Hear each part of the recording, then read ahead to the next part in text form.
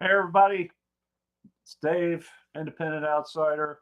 Um, didn't think I'd do one today, but I just got a mail and I got the latest political ad from my favorite politician, Gretchen Liuba Shirley. She has the courage to stand up and fight back. And I read this thing and I had to respond. So here's my issue with this. First up, it's very nicely produced.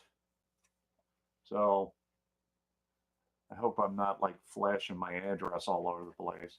But it's very nicely produced, very slick, glossy, very high quality photographs.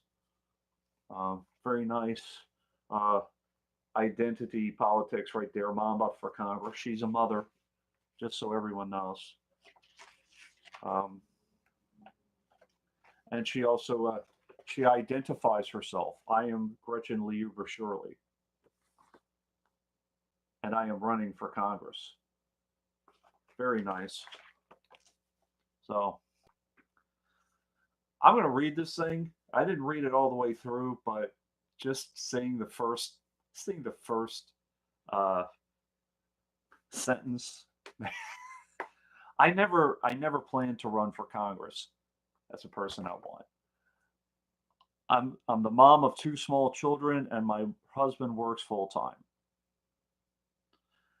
People told me running for Congress was impossible, but the stakes have never been higher. Okay, so that's your typical lead in on these kind of things. She's a mother. She looks at the high stakes. Okay, it's been hard and like other working parents. So she's tying herself to basically blue collar workers, which I think is kind of funny. Um,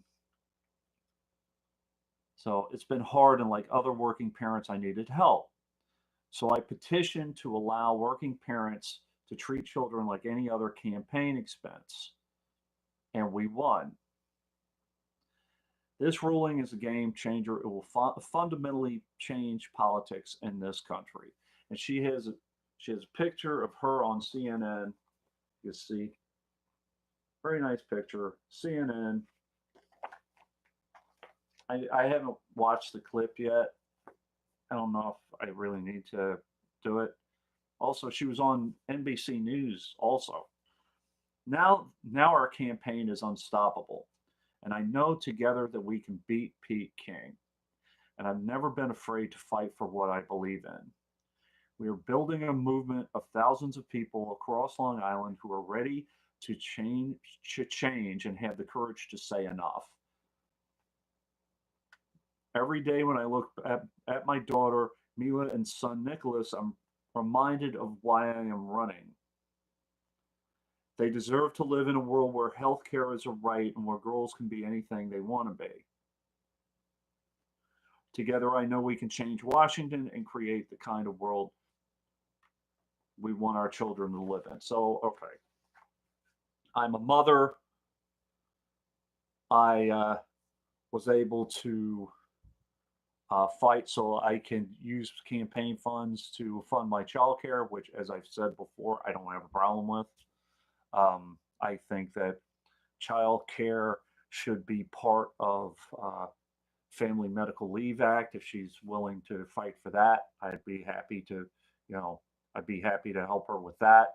Uh, Also, uh, people who can prove that they need to change their schedules for childcare within reason, I'd be willing to help Leoba with that. But she only talks about what she did for her. She very briefly talks about healthcare and healthcare as a right. I want to know, what healthcare bill she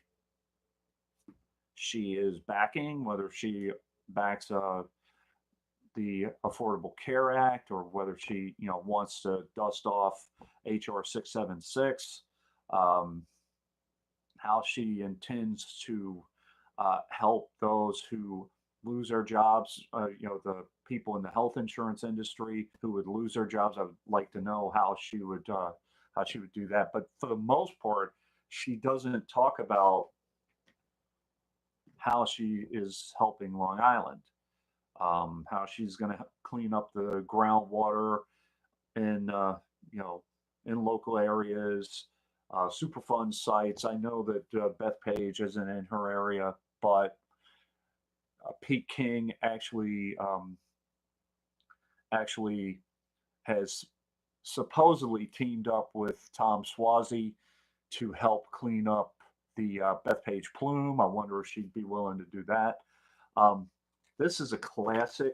This right here is a classic political ad.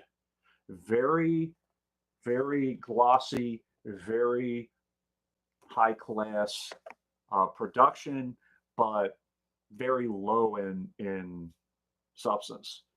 She talks about healthcare for maybe a second. She talks about the fact that she's a mother. Okay. I'm a husband.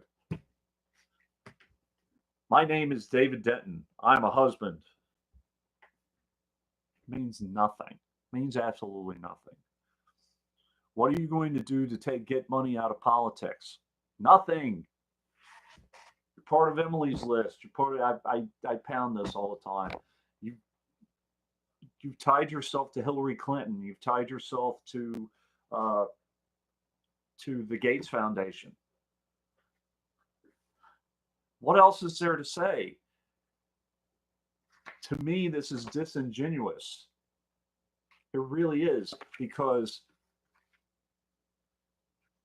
she's trying to paint this picture of she's a working mother, low income or blue collar kind of thing. No, no, she's just another Democrat. So if I am getting involved in uh, block the vote or don't vote for the for the midterms, my thing is, if you're going to vote, be damn sure of who you're voting for. Don't just look at a political ad and say, "Oh, she's the latest Democrat, or she's the latest Green, or he's the latest Green, or he's an independent." Vet these candidates and look hard at what they are going to do. Look at their political ads. See if they say they're going to do something that either contradicts what they've done before, or how vague they are in their political ads. So this is the typical game. This ad, more of the same. Gotta say though, very well done. Good for you.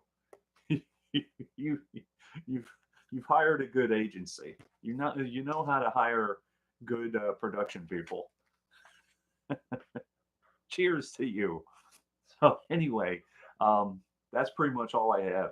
Uh, I am going to be working on a couple other projects. Last night, I was on a live stream with Sarah Friels, Alex Spielman, um, and Deb Della Piana.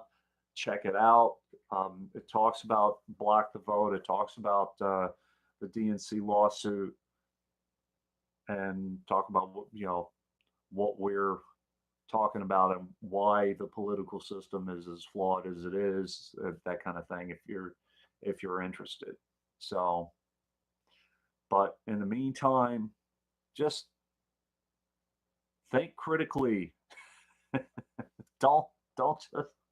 I'm sure the four people that I'm talking to, they do that anyway. But if you happen to see this, just when you are considering whether or not to vote and who to vote for or what referendums to vote for, just research.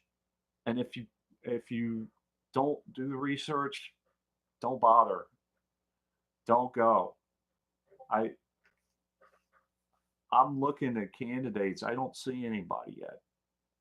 So I probably won't vote. That's my phone. So I'm going to go. Peace, everybody.